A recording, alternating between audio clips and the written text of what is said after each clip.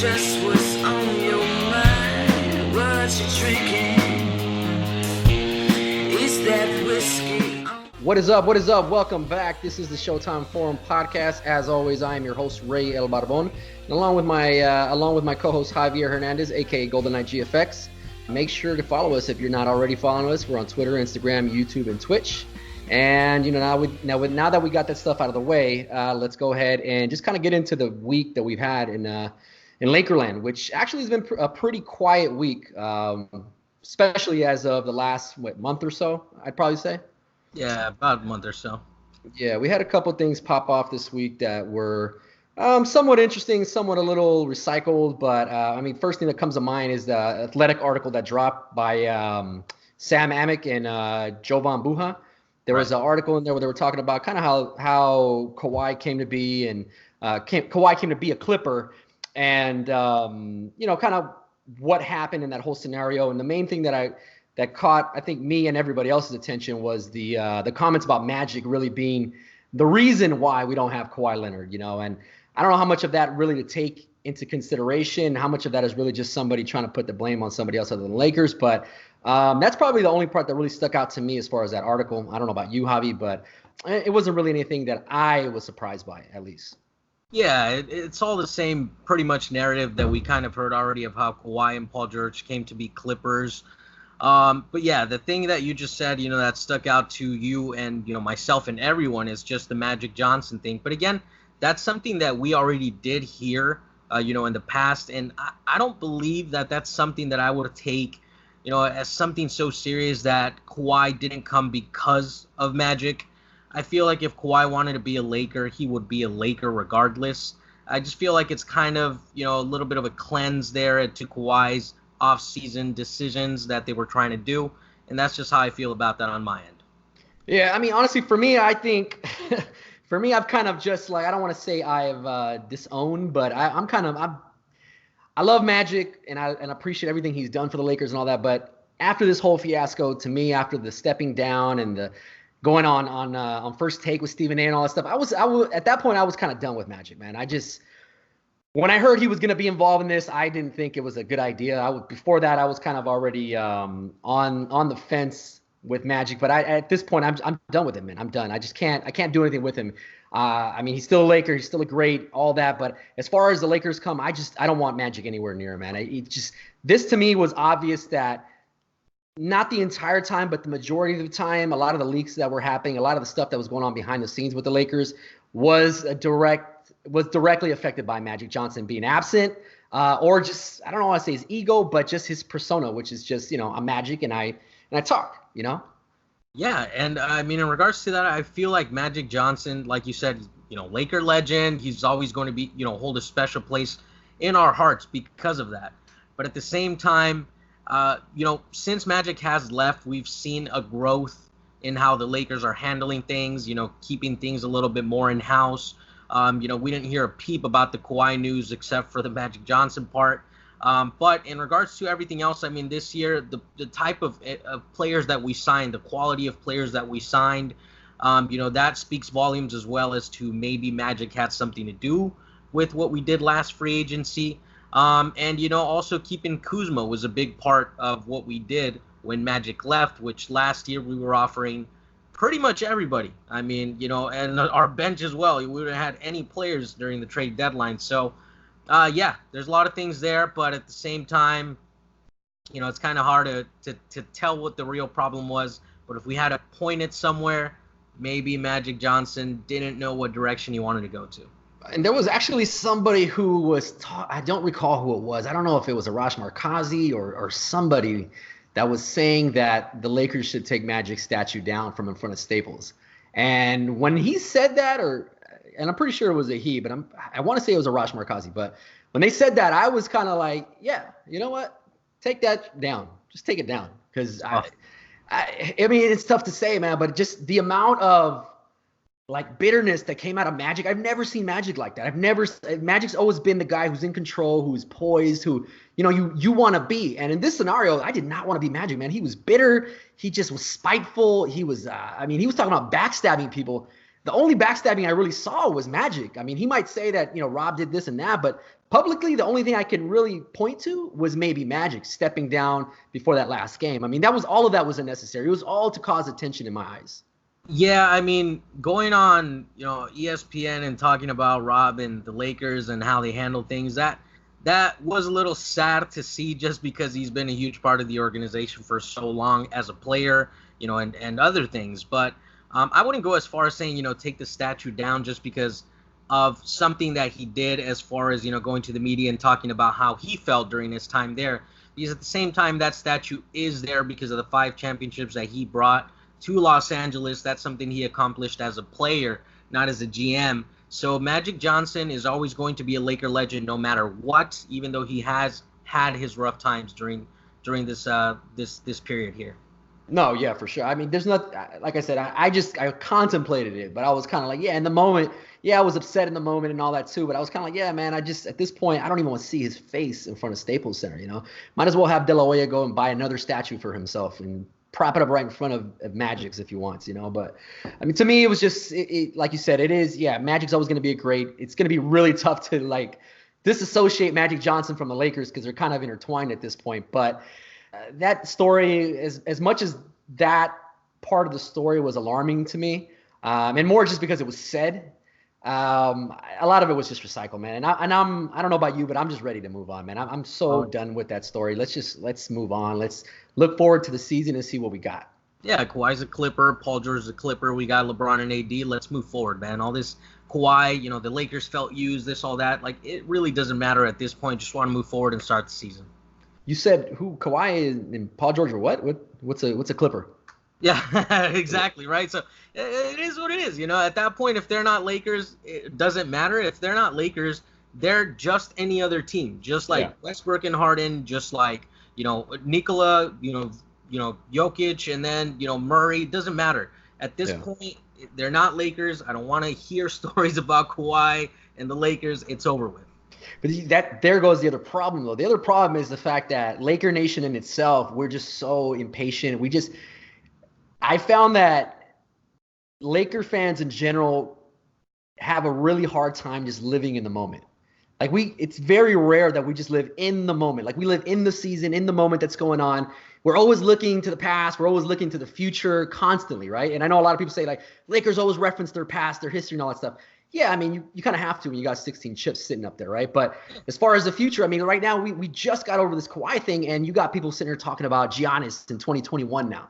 That to me is absurd. Can we just relish in the fact that we got Anthony Davis, LeBron James, DeMarcus Cousins? I mean, for one, I'm pretty excited about. But we got a nice squad, and I'm not going to say it's the best squad in the league right now. It's up there, but we got a nice squad, man. And I would I really would just push Laker Nation to just kind of just live in the moment, man. Just stop buying into the narratives that are going around because the media is going to do what they have to do in order to stir these conversations, right? And everybody's trying to get paid. I get that, but like I said, it's up to us to really live in the moment and not let that stuff kind of get to us. Yeah, no, I agree, man. This whole Giannis thing to the Lakers, it's just we got to hold off, man. I mean, we just finished free agency. We can't focus on free agency 2 years from now. When the time comes, obviously, we will deal with it. But as of right now, I mean, it's perfect timing to just focus on the now. We have a short window with LeBron and then Anthony Davis. That window can expand in a couple of years, maybe if we signed another free agent that's younger to pair up with AD and possibly LeBron if he wants to play a couple more years. But yeah, man, right now it's the time to focus on what we have now. I think we have, top 3 squad in the NBA. So I think, going all into this season, into next season, I think we could do something special, man. So we don't have to keep talking about the past. Yeah, no, for sure. But so, I mean, let's go ahead and just look a little bit into the future. I know we just said not to look into the future, but let's dig a little bit into the upcoming season. So obviously we got the season right around the corner in about a month and a half or so.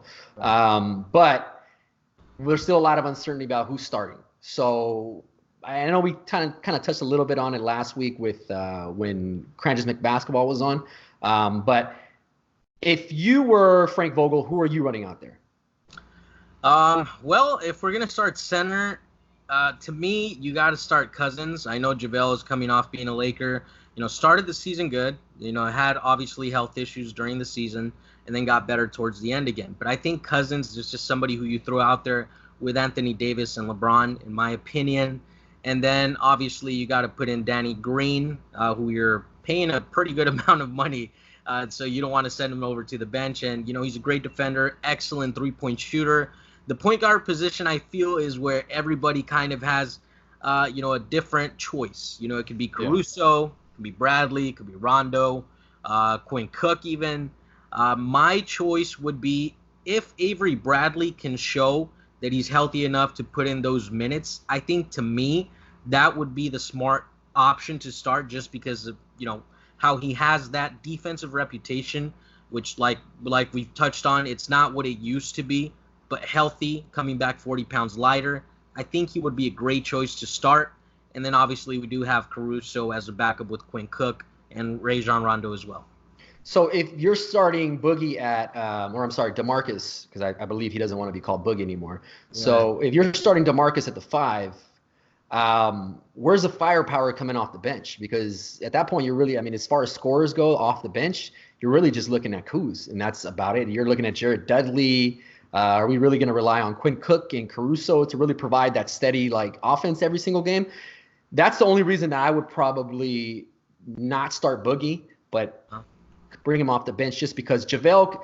So this is my starting 5. Let me just go back. So my starting 5 would obviously be, LeBron and AD in there. I would start JaVale at the 5. Danny Green obviously has got to be the 2.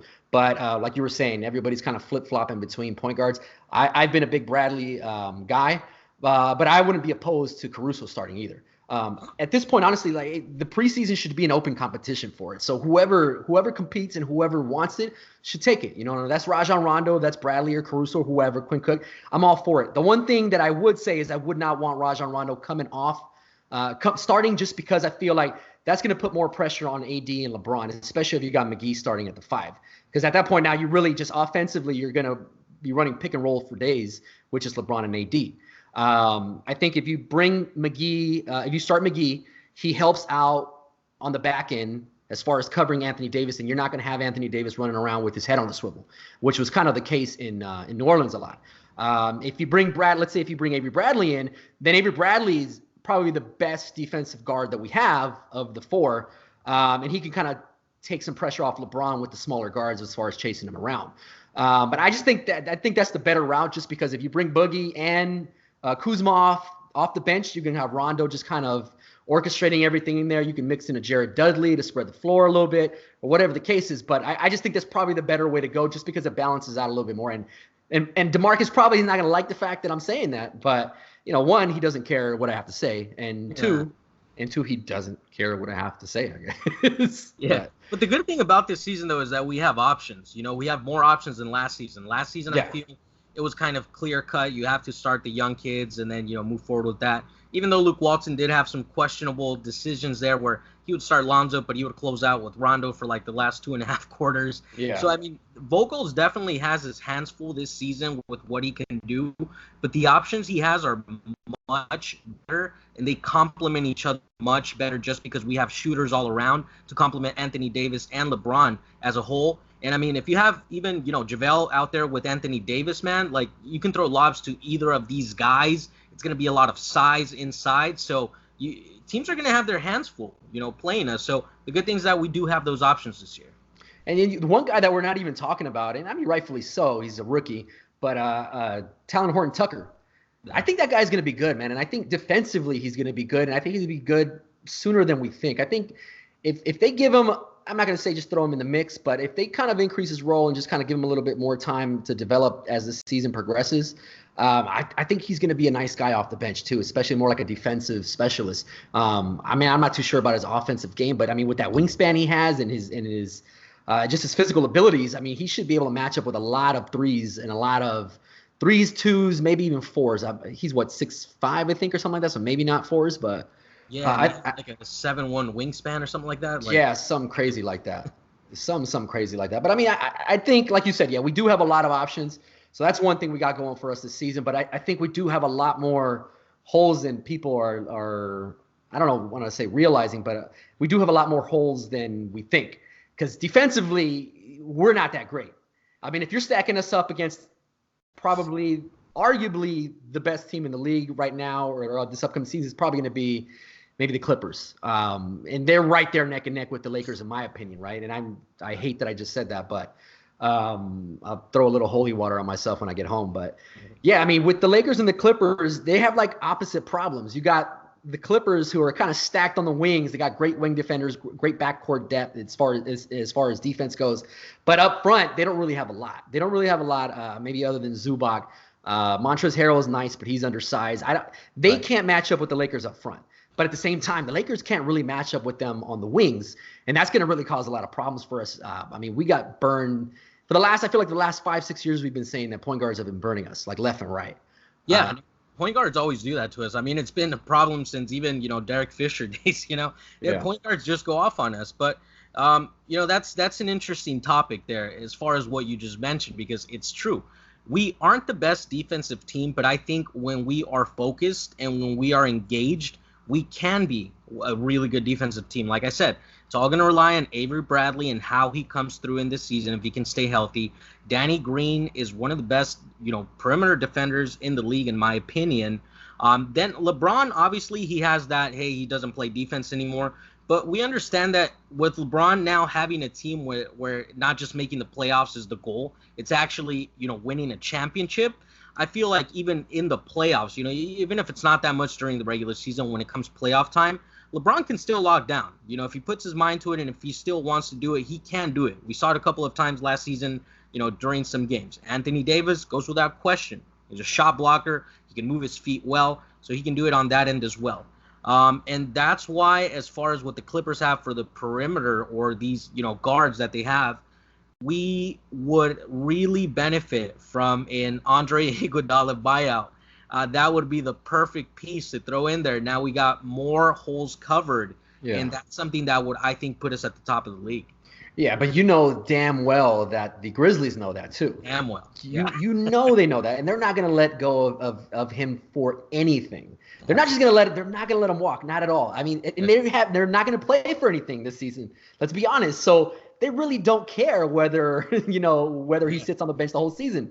But I don't think that they're going to just allow him to walk over to the Lakers, because it's very well known at this point that Iguodala wants to be on the team, especially when he went on I forget which podcast with, I think, the Full 48 or something like that with Howard Beck, and he was sitting there just pretty much praising Rob Pelinka and talking about how great Rob Pelinka was, right? I mean, I don't think that was a coincidence, but I mean, as far as all that goes, I mean, that stuff's all great, but where does that put us for this season? Where do you think we're going to go ahead and line up for the season as far as our seeding?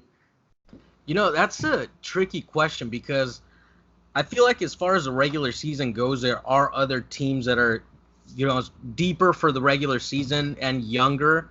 As far as maybe the Nuggets go, teams like that, maybe Utah Jazz, that might end up having the same or maybe a little bit of a better record.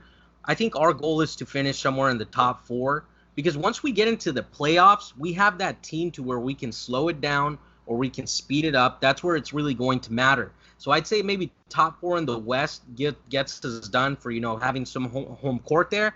And, we'll go ahead and take care of the rest. But I don't think you want to exhaust players like LeBron or, Anthony Davis is young. He said he wants to play, but, Boogie. Players like that, we want to make sure that we play them, to a good amount of minutes. We don't run them down to the floor like Mike D'Antoni style. And then once it comes to the playoffs, that's something we can take care of. But that's what I feel. Top 4.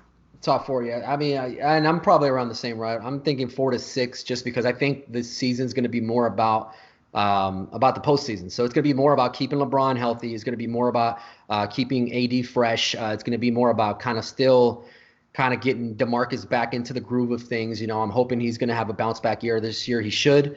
But I think the main goal is going to be, let's make sure we're healthy and let's make sure we're clicking on all cylinders by the time the postseason comes around. So that's going to really, so you should really see them ramp it up maybe a little bit after the All-Star game.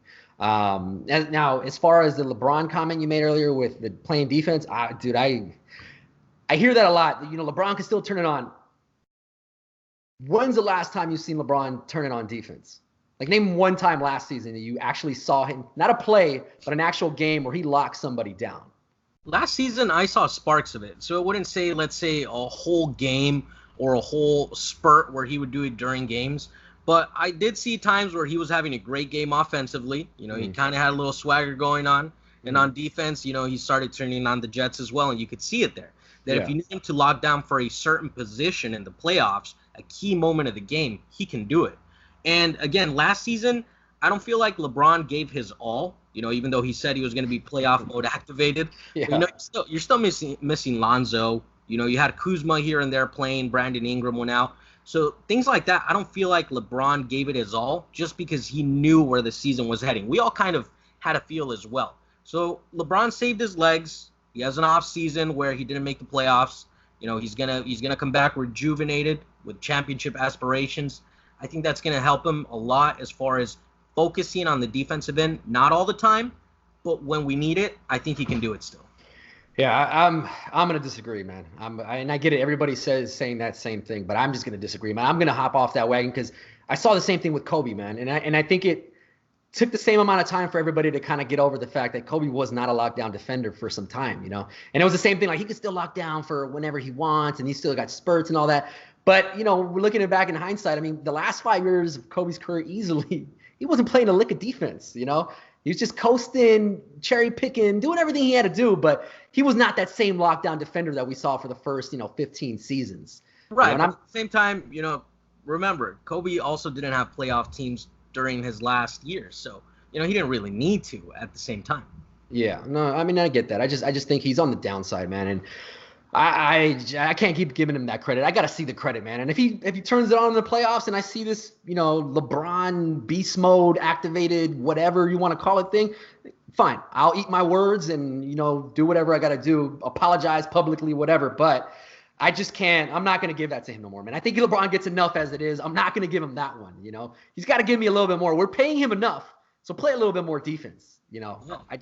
Because if I was on his team and he's sitting here telling me preaching defense, preaching that, preaching this, and he's sitting there playing the type of defense he's playing, I'm gonna be looking at him like, what's the deal? I'm not following here. What are we? Is this like, are you the exception? Because you can't sit here and say, hey, it's all of us together and we're in this together and or we're gonna get through this on defense and blah blah blah and all that stuff, and then just kind of the game gets going and now you're sitting there coasting, Yeah, but also last year he didn't have anybody to really hold him accountable. I mean, who was going to tell LeBron James, hey, play some defense? Surely not Brandon Ingram or, Lonzo or any of the young guys. So this year he has Anthony Davis, who's a defensive anchor. He's going to – and I'm telling you, if we're in the playoffs and we're against the Clippers and you have LeBron James with Kawhi in front of him, LeBron is not going to, just sag off of him, let him shoot threes, just let him run by him. He's gonna turn it on. I think at least that's my belief that LeBron's still got it on the defensive end. Yeah, I mean, we'll agree to disagree on that because, like I said, I'm not gonna give him a pass anymore. And even if nobody was there to hold him accountable last year of the players that were there, I mean, what does that say about LeBron? At that point, it just sounds like he's taking advantage. But that's a different story. I don't want to really get too deep into that. But with that being said, speaking about like LeBron and Kuzma and AD and all these guys, there was another Laker mural that went up this past weekend. This one actually outside the coffee company in Westchester.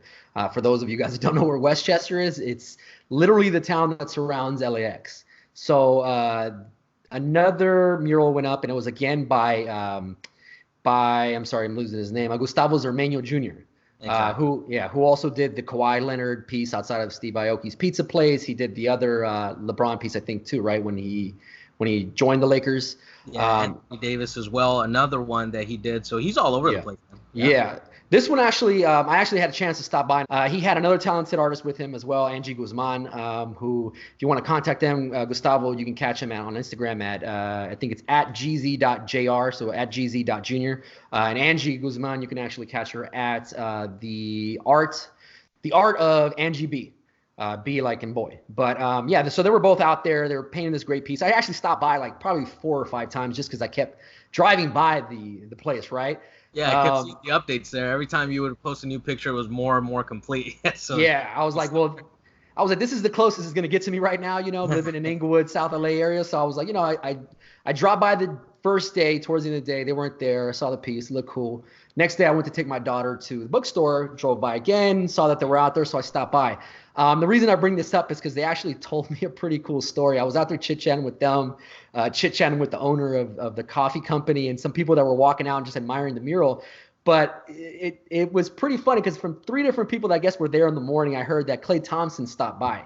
And I posted this on Twitter, and a lot of people were responding to it. But Klay Thompson apparently stopped by in the morning. I guess he saw the mural, so he stops by, put his windows down. And he's like, oh, it's looking kind of cool, And I guess these guys say, hey, hop out. We'll take a picture with you. And he was like, no, maybe if you guys put my if you guys put my dad up there, Michael Thompson. So they all chuckled or whatever, and he sped off. But 10 minutes later, here comes Klay Thompson again. Comes back, says, oh, I want to take a picture of her real quick. So he's sitting there, he takes a picture, and as he's looking at the mural, I guess he's looking at Kuzma, and he's wondering like, yeah, I don't know about Kuzma being up there. I don't know if it was something along the lines of that. I don't want to put words in Klay's mouth, but yeah, he was sitting there just wondering why Kuzma was up there, right? And a lot of people shared the same sentiment about it.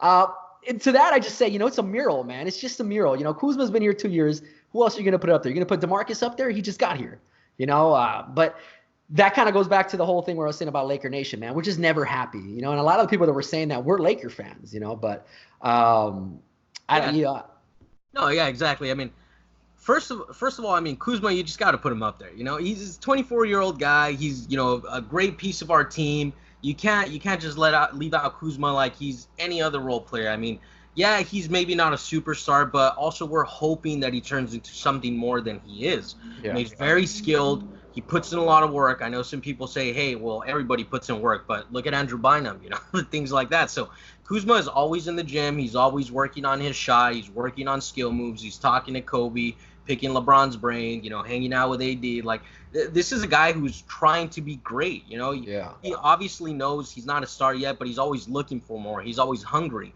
I mean, that's the type of player that you want wearing the purple and gold. So I think Kuzma is worthy of being up there because at the end of the day, it's LeBron and AD, but we expect big things from Kuzma being the X factor and taking that next leap so we can also take a leap as a team. Yeah, and it's just a mural, man. People sit here and look at these things like they're prophecies, right? So, oh my God, how dare you guys put that up there? They haven't done anything. I mean, it's just a painting, guys. Let's kind of scale it back a little bit, Yeah, I mean, talking about murals about people who haven't done anything with the Clippers, we also saw that a new mural went up today. Paul George and Kawhi, huh? I haven't even seen it. Tell me what happened with this mural. This is the first I've heard of the mural. I've been offline pretty much all day. So for the press conference, before the press conference, they unveiled a new mural with Kawhi and Paul George with their Clippers jerseys and the Clipper logo. And, that's going up now. So I don't think that's something that they would do somewhere by Venice or anywhere that would be important in the city because, I mean, if Kobe fans, did that to a LeBron mural when LeBron first came, just imagine what would happen. It would be a shame if they put a Clipper mural up there. And it would just be splattered with purple and gold paint all over, So wait, where do they put it up? I think they put it up outside of the facility where they had the press conference, like right out. So it went up there. It was a pretty good sized mural. I don't think it's anywhere visible to the fans if you're like, let's say, driving down the street, which it wouldn't be a good idea. Yeah, so they already know that thing's is gonna get vandalized like immediately then. So they already put up a fence around it, right? Yeah, they know. I mean, you're Clippers. You can't do murals around the city. You can't go to Dodger games. Chris Paul got booed when he first came to LA. It just is what it is. The Lakers will always be the Lakers. Yeah, I mean, and this whole thing right now where I guess what's his face from the Knicks, the owner of the Knicks, Dolan. Yeah, this was Dolan sitting here suing, I guess, the city of Inglewood right now, right? With that whole thing that unraveled with the Clippers, I guess, getting a piece of land that the city promised to somebody else or something like that. But I'm hoping that's really going to be the clincher to have them move. Because if that's going to go into court, then that's going to be held up in court for a while, which means they're not going to move into that facility anytime soon. And I'm hoping something happens where they just, up and say, you know what, this isn't going to work. And they just move their butts back up to Seattle, man, because – or not back up to Seattle, but to Seattle, man, because Seattle honestly deserves it. Seattle is hungry for basketball, man. I went up there last year, and people love NBA basketball up there, man. And it would be the perfect place.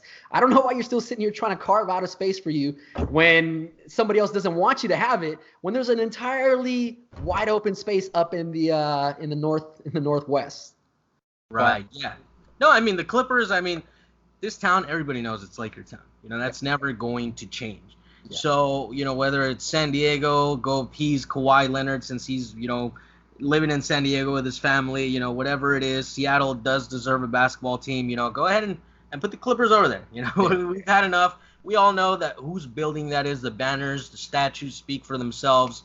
I mean, I agree with you 100% in that. We got to send out the Clippers somewhere where they can do their own thing. Yeah, dude. I mean, I grew up in a time when the Lakers were still in the Forum. It was a city of champs.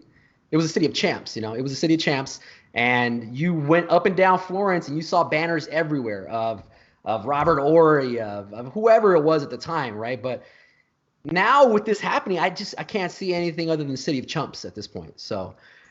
It's a pretty big downgrade in my opinion, but that's also a little bit biased as far as myself and your perspective, just because we're Laker fans, But and to those Clipper fans that are sitting here saying, "Oh, Laker fans are haters and this and that," hey man, you guys got a good squad. I give it to you guys, but you got to do something with it because we're up 16-0, and you can say whatever you want about those 16 chips, but get 1, get 2. Get 3 and then sit here and put yourself in the same atmosphere as the Lakers, as the Celtics, as any of those teams that have won multiple championships, because you don't even have one.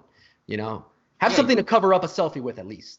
What bothers me about that is they always say, "Oh, Laker fans are always stuck in the past. Laker fans this and that." Okay, we won a title in 2010. It wasn't that long ago. It's 9 years ago, but I mean, realistically, how many other teams have won in between in the whole NBA? So It's not that long ago. It's not like we're living in, the 1960s or anything like that. Like, we're not the Boston Celtics with one championship since like the 80s. That's not what we're doing. So, and at the same time, when they say, hey, but we've been better than the Lakers in the past, 6 years, what do you have to show for it? Getting bounced in the first round, second round. I mean, it doesn't matter. If you don't have anything to show for it, does it really matter what you've been doing? No, absolutely not. Absolutely not. But that just goes into the Clipper bitterness, right? Chips. What does Marcellus say? Clip City, Chip City, or something like that. I will not understand that ever for the life. Marcellus is a big Doritos fan, bro. That's all it is. He's a big. Instead of tacos, they're going to be giving away Doritos just so they can flaunt the chips. But I think that's more than enough Clipper talk on this podcast. I think we got enough Clipper talk. We can pick it back up once the season gets going and we actually have something to talk about. Yeah. But that's going to just do it for us today.